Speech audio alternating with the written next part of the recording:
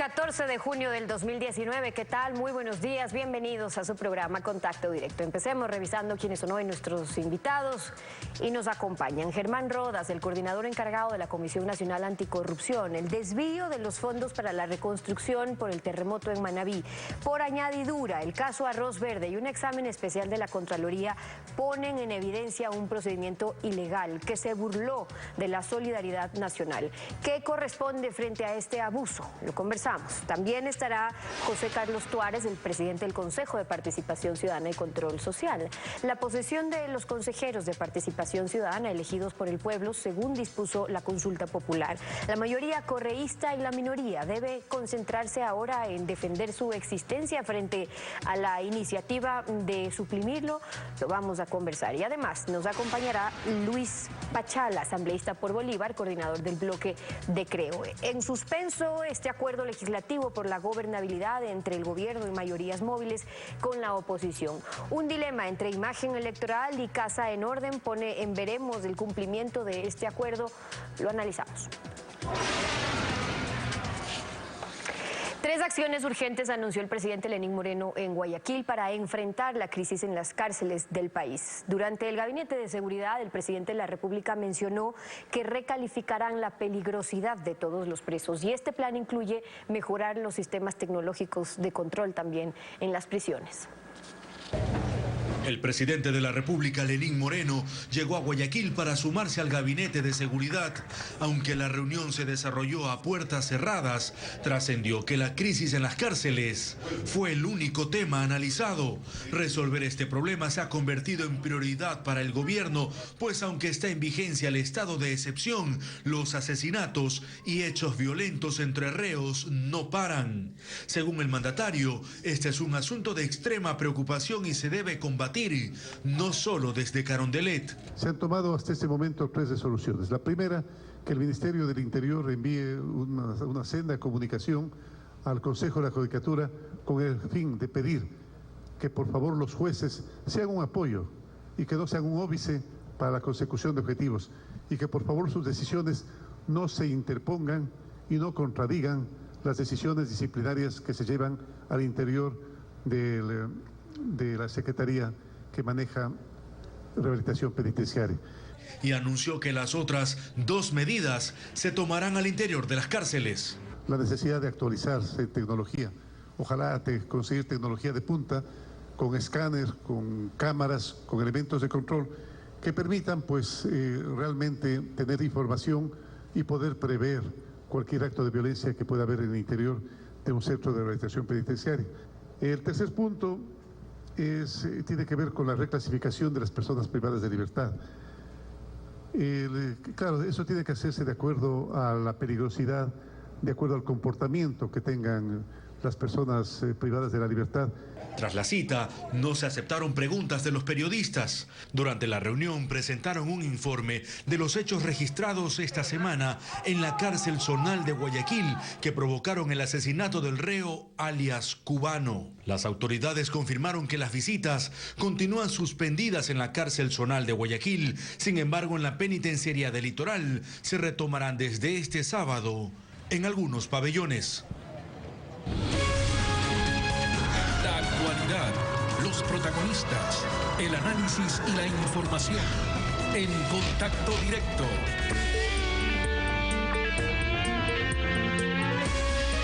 ¿Qué tal, Alfredo? Muy bien. Buenos días, ¿cómo te va? Días. Buenos días, Steffi. Buenos días con todos. El terremoto en Manabí, en abril 2016, despertó en el gobierno Correa Glass el aprovechamiento de la solidaridad y la buena fe de ciudadanos.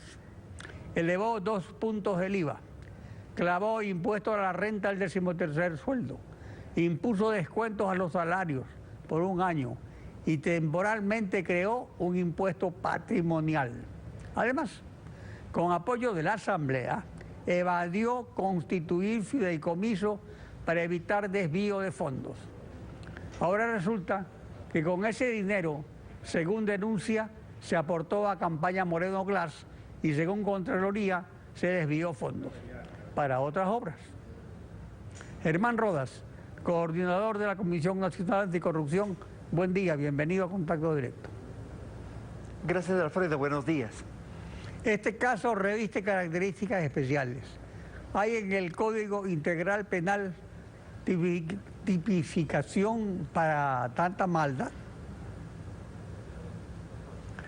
Yo creo que más que aquello que usted acaba de señalar, el país está absorto y debe condenar no solamente desde el espacio jurisdiccional, desde la actitud de la ley, la conducta irracional, perversa, levantada por parte del régimen anterior que festinó recursos en medio de una tragedia que conmovió al país y al mundo, que llevó a circunstancias de donaciones enormes, alrededor de 900 millones de dólares en donaciones, en un empréstito al régimen chino por 1.000 millones de dólares, y al incremento de todo lo que usted señaló al inicio de esta entrevista, es decir, el IVA, etcétera, que le permitió tener algo alrededor de 1.7 mil millones de dólares adicionales. Se dijo que la tragedia había tenido un valor, si se quería cuantificar, porque la tragedia no se cuantifica nunca, pero en términos de necesidades, de alrededor de 3.4 mil millones de dólares. Se recaudó mucho más. Y fíjese usted que haciéndose una investigación en un monto equivalente a 30 millones por parte de Contraloría, se encuentran que 29 de esos 30, es decir, casi todo de lo que se ha auditado, estuvo direccionado para otros fines. Las denuncias presentadas en su momento por el capítulo de la Comisión Nacional Anticorrupción en Manabí, por el Consejo de Participación Ciudadana Transitorio que dirigía entonces Julio César Trujillo, fueron retomadas por la Contraloría y ha podido actuar para demostrarnos al país qué tipo de régimen amoral gobernó en el último periodo. Ahora corresponderá con el informe de Contraloría que Fiscalía actúe, pero yo creo que desde este espacio debemos decir que se vuelve indispensable abrir el estudio de esos recursos que ingresaron al Estado por lo más que se pueda, porque si en 30 millones encontramos de lo que estamos hablando, pensemos qué ocurrió con el resto. Campañas electorales favorecidas por estos recursos. Respecto a las campañas, lleve a tiempo completo. Las instituciones públicas aportantes a la campaña, lo cual ya es el colmo, que instituciones públicas aporten a una campaña electoral de los candidatos del partido del gobierno, deben por lo menos devolver el aporte ilegal. El gobierno tiene competencia para requerirlo y ejecutarlo. ¿Tiene alguien alguna competencia? Yo creo que el Consejo Nacional Electoral también debe actuar. Ya no es posible que estemos en el campo en el cual solamente se les pide a los partidos políticos y obviamente Alianza País que den cuenta de aquella contabilidad que les conviene. Creo que hay que llegar a la búsqueda de estos recursos de la manera más adecuada y la sanción sobre aquellas autoridades que cumpliendo actividades como en el caso de las prefecturas que están involucradas en el tema de entregarse recursos y de otros organismos deben ser obligatoriamente o conducidas a que mientras se investiguen no continúen en sus cargos, que encarguen a los que corresponden para que la defensa se produzca de manera adecuada por una parte, porque además el país ya no soporta más. Estamos en un momento de real indefección ética y moral, pero de otro lado sobre estamos frente a una circunstancia de amoralidad impresionante. Sobre este punto del aporte a campaña electoral del Estado candidato, ¿cómo se puede prevenir con reforma al Código de la Democracia? Porque generalmente el control del gasto electoral es post-mortem y nunca se va a hacer nada contra el candidato que ganó, porque generalmente la pena digamos, la destitución es muy grave, pero inaplicable dadas las circunstancias de su triunfo electoral ilegalmente. ¿Cómo se puede hacer para que en tiempo real se pueda hacer un seguimiento de los gastos de campaña que no solo los lleva el partido político, sino que los lleva cada candidato. Hay una contabilidad doble o triple de que un partido, cada candidato a prefecto, a alcalde, a diputado, a presidente, lleva su propia contabilidad de los recursos que él maneja a su antojo y según sus conveniencias. ¿Cómo se puede controlar eso en el CNE? Es que cada candidato ya no es el individuo, hombre o mujer, que pregona una idea o una doctrina. Lo que le interesa es la candidatura en muchos partidos para el beneficio que usted acaba de señalar. Es indispensable modificar el Código de la Democracia en el sentido de exigir que los partidos y movimientos políticos no tengan aportes extras. Así de definitivo. El Estado debe favorecer el debate ideológico y doctrinario alguna vez para que debatamos ideas, propuestas, y que en medio de este debate la ciudadanía, al formarse también con la construcción de un pensamiento de uno u otro lado, vote con responsabilidad. No puede haber más farándula político-electoral. El Código de la Democracia debe establecer el monto que entrega el Consejo Electoral y se acabó. Y se acabó. No puede haber recursos por fuera, porque termina siendo un negocio de los candidatos. Pero lo que pasa es que van a haber. Resulta que son hechos consumados, es en la República de los hechos consumados. Siempre hubo y siguen habiendo. No se debería más bien regular lo que es un hecho. O sea, establecer un método de control de esos fondos que sí existen y seguirán existiendo lamentablemente, porque así es la política. Es otra posibilidad, pero esa de todas formas ya abre la circunstancia del aprovechamiento de las gentes, porque les darán 100 de aporte por fuera y reportarán 30. Por eso es que hubo tantos candidatos en el último proceso electoral. Ahí hay una explicación. Es claro, decir, un negocio. Que la mejor forma de ser rico es ser algo en cualquier gobierno seccional o nacional. Bueno, vamos al otro aspecto. Según Contraloría, se contrataron con procedimiento de emergencia más de 30 millones o 83 millones de dólares. Perdón, se fiscalizó 30, pero más de 83 se contrataron como emergencia. Por ejemplo, en una vía no afectada por el terremoto y para construir un parque que no existía antes del terremoto. ¿Qué corresponde? ¿O nada se puede hacer para revertir el daño frente a los hechos consumados? Lo primero que se debería hacer a través de Fiscalía es sancionar a los responsables. Ese comité tiene que desaparecer. Me refiero a los individuos que lo conforman. Se está reestructurando de lo que hemos visto en los medios de comunicación y es indispensable levantar acciones de responsabilidad. Ahora, hay muchos responsables que están en cargo público, que han sido nuevamente, son autoridades designadas, electas. Allí hay que actuar, habrá que terminar con la presencia de ellos, porque han asaltado no solamente los recursos del país, sino han asaltado la conciencia, la dignidad, perversamente afectando el dolor y la tragedia de ese pueblo, pero sobre todo dejándonos con una imagen al conjunto de los ecuatorianos que no les detiene nada. A la gavilla no se frena frente a nada. Creo que por lo tanto la ley por una parte y las acciones administrativas de otro lado deben ser contundentes y a la brevedad posible. Germán Rodas, coordinador de la Comisión Nacional Anticorrupción, gracias por acompañarnos en Contacto Directo.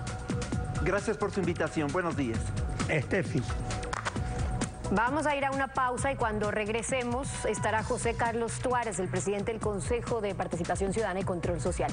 La prioridad del Consejo de Participación Ciudadana elegido por el pueblo se concentrará ahora en salvar su existencia. Lo analizamos al volver, no se vayan.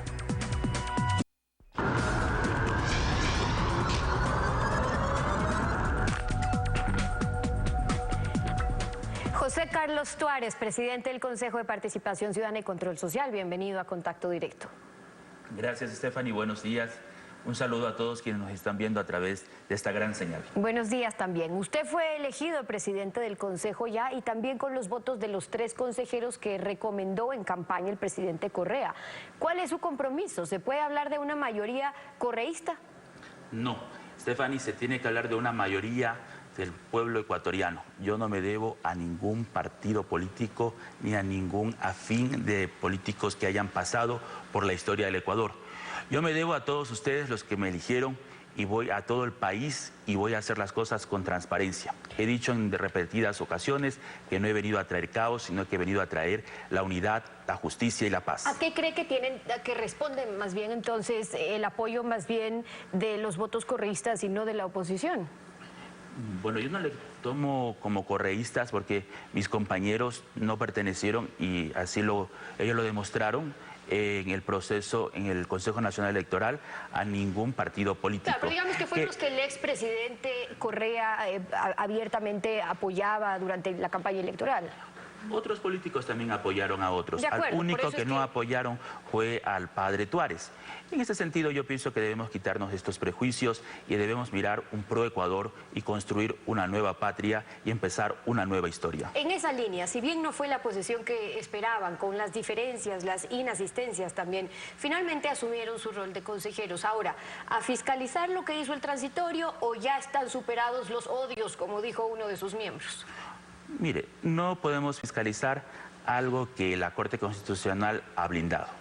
Hay un documento, hay una norma en el cual la Corte Constitucional blinda lo actuado por el transitorio. Yo creo que el transitorio hizo una buena base y tenemos que comenzar a trabajar desde lo que ya se ha logrado. Ya hay un camino, ya hay un horizonte. Sigamos avanzando para que el Ecuador se luche contra la corrupción y también tengamos una verdadera participación ciudadana, no solamente en las grandes ciudades, sino que mi querer es que sea en todas las provincias del país y también con nuestros hermanos migrantes. ¿Eso significa que van a acoger lo que dispuso, lo que resolvió la Corte en función de que este Consejo no podría revisar lo actuado por el Consejo Transitorio? Y pregunto porque en su momento rechazaron la decisión de la Corte y el que pueda de hecho limitar la facultad que tiene un Consejo de participación sobre poder revisar las decisiones que se tomaron.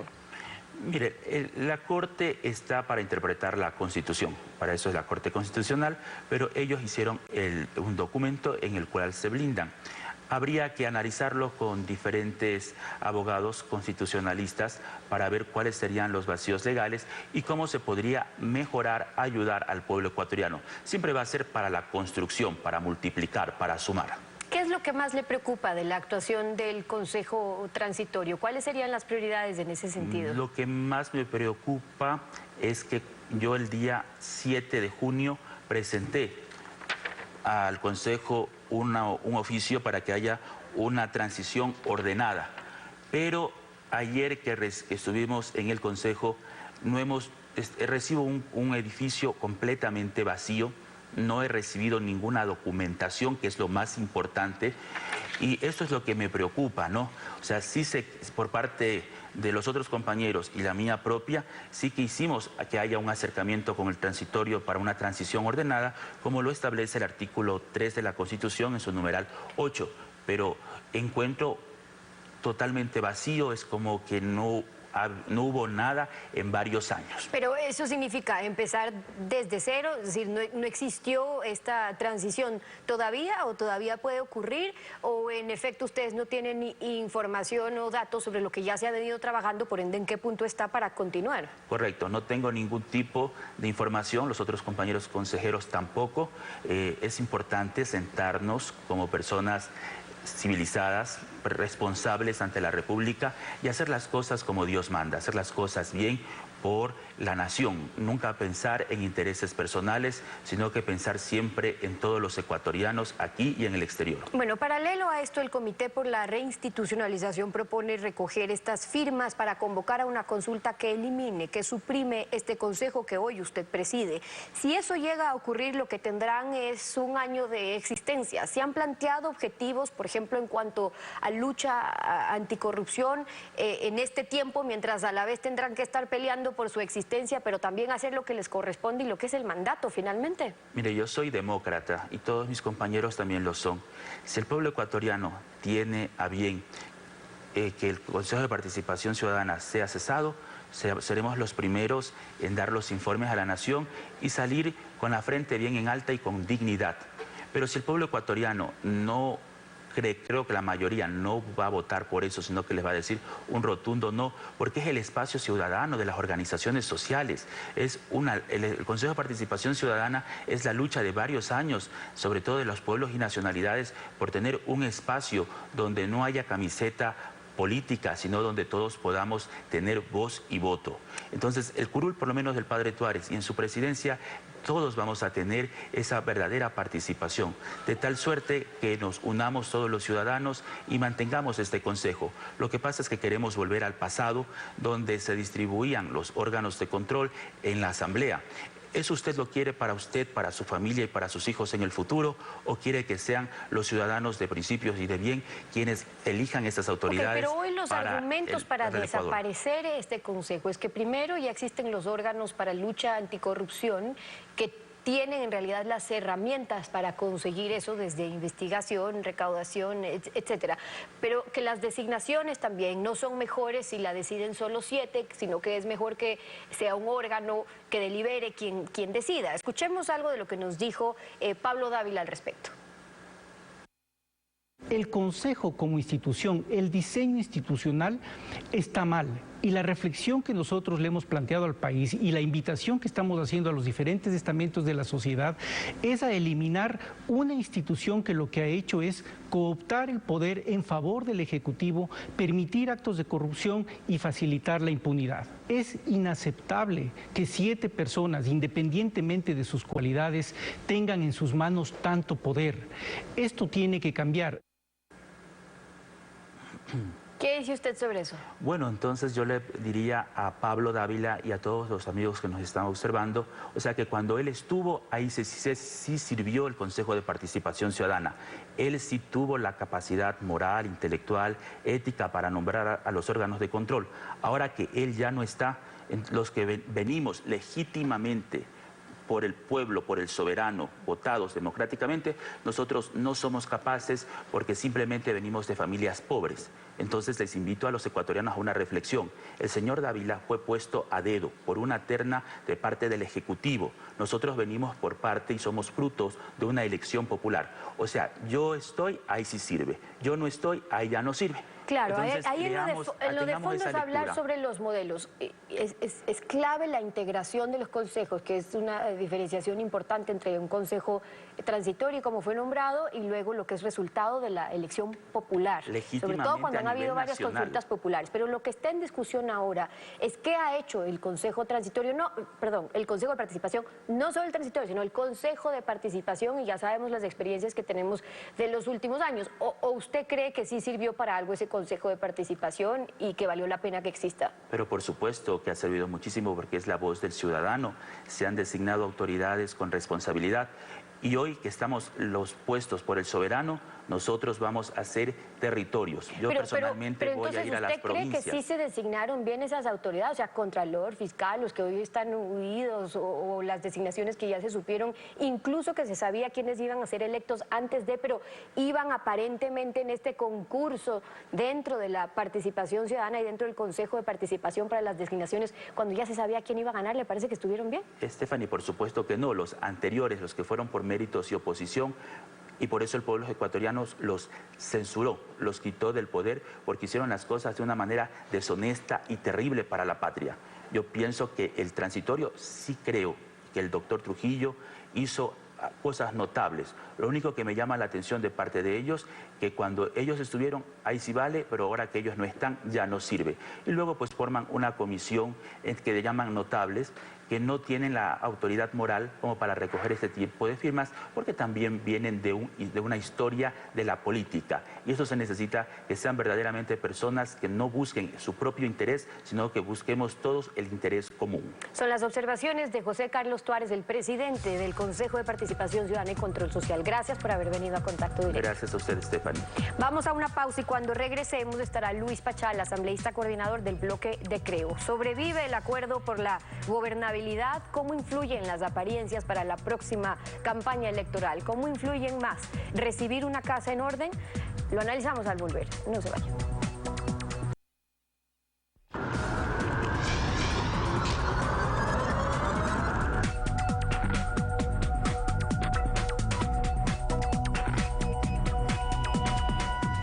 Los aromas de la próxima campaña presidencial empiezan a distraer a ciertos integrantes de la nueva mayoría en la ejecución de algunos de los acuerdos de las mayorías móviles. Luis Pachala, coordinador de la bancada de Creo, buen día, bienvenido a Contacto Directo. Buenos días, Alfredo. Buenos días, querido pueblo ecuatoriano. Qué gusto estar en esta mañana con usted, mi querido Alfredo. ¿Se han superado ya los desacuerdos en la ejecución del acuerdo de gobernabilidad? Bueno, la mayoría camina.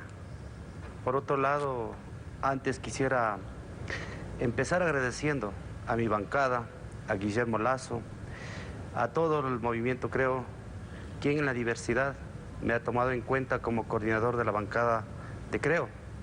Por otro lado, eso significa que existe mucha inclusividad aquí en Creo. Y por otro lado, asimismo, también permítame desde ya anticipar un feliz Día del Padre a todos los ecuatorianos, a todos los que me escuchan.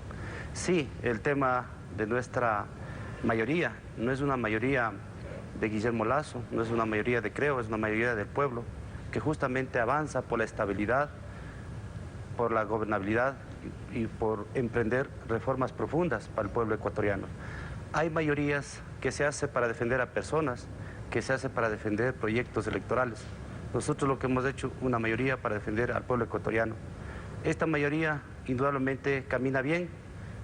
Quisiéramos que no solamente sea una mayoría de 78, quisiéramos que sea una mayoría de los 137, porque debemos trabajar inclusivamente.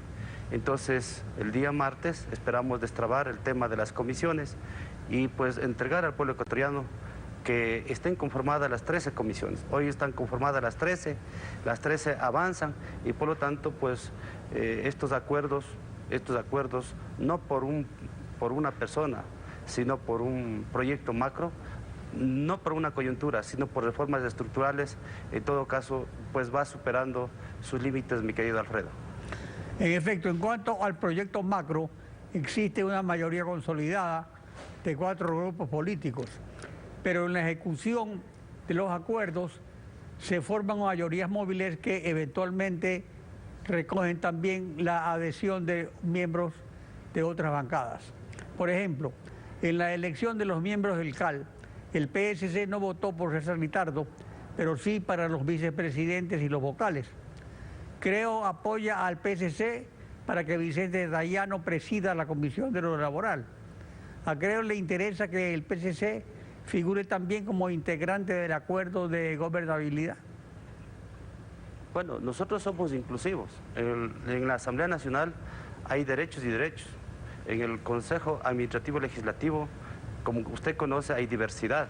Hay alguien del Oriente, hay alguien de los diferentes partidos, incluso del Partido Social Cristiano, como manda la ley. Y por lo tanto, por eso existe representación de aquel partido. Nosotros no somos egoístas. Si el Partido Social Cristiano se incluye en el trabajo por el pueblo ecuatoriano, a la orden. Lo que sí no está permitido es que haya entrampado, por ejemplo, en la Comisión de Trabajadores, unidos los partidos, el Partido Social Cristiano y correístas, haya entrampado, por ejemplo, esta comisión y de igual manera en los gobiernos descentralizados. Tenemos que trabajar de manera abierta, transparente, libres, sin esconder nada. Nosotros cuando hemos hecho la mayoría, hemos dicho, señores, hoy dejamos nuestras diferencias ideológicas para dar un paso de madurez y ese paso de madurez nos permite la gobernabilidad. ¿Qué hace un país sin gobernabilidad? Se desestabiliza.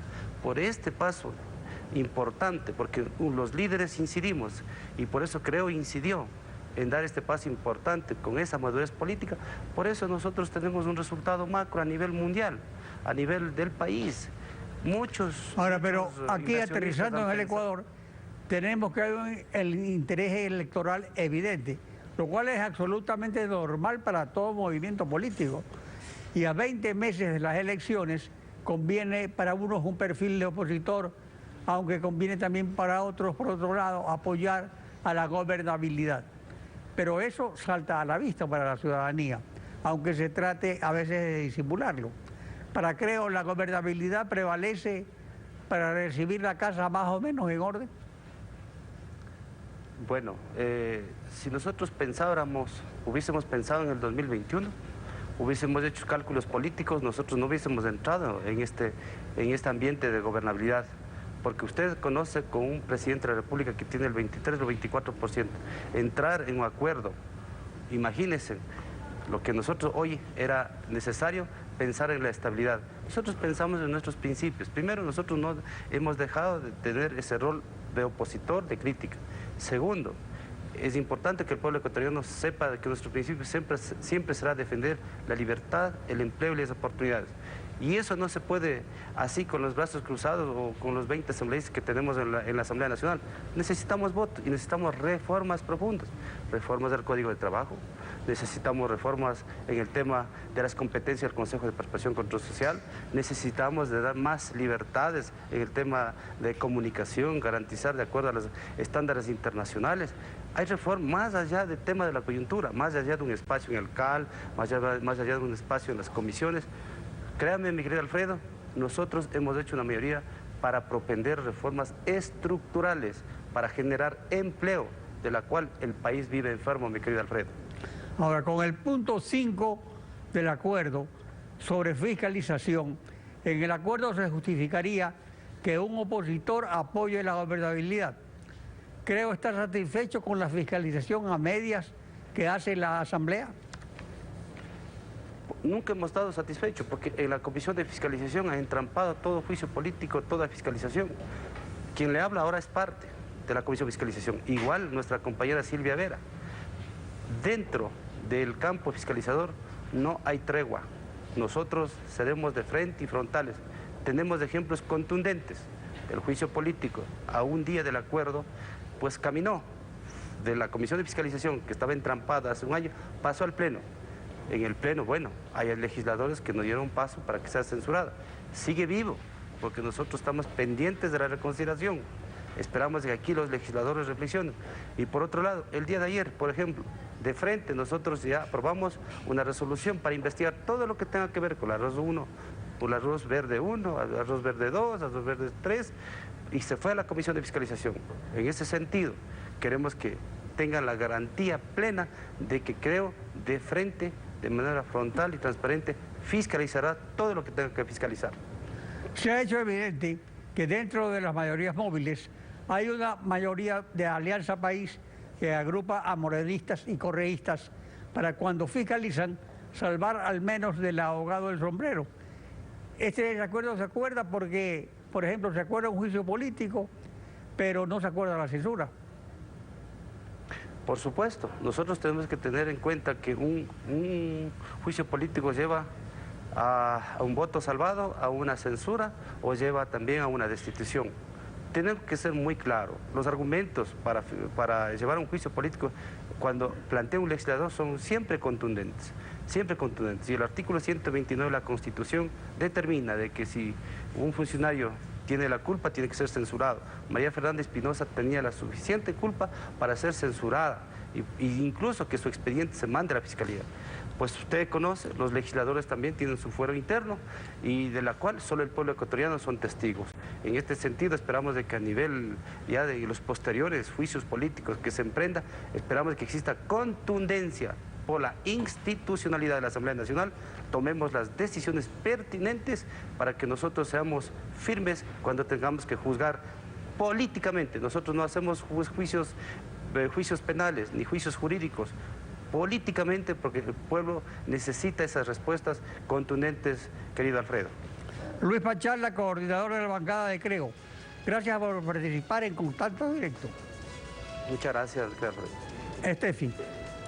Así concluimos esta emisión. A ustedes también gracias, su confianza y sintonía. Nos volvemos a encontrar el lunes.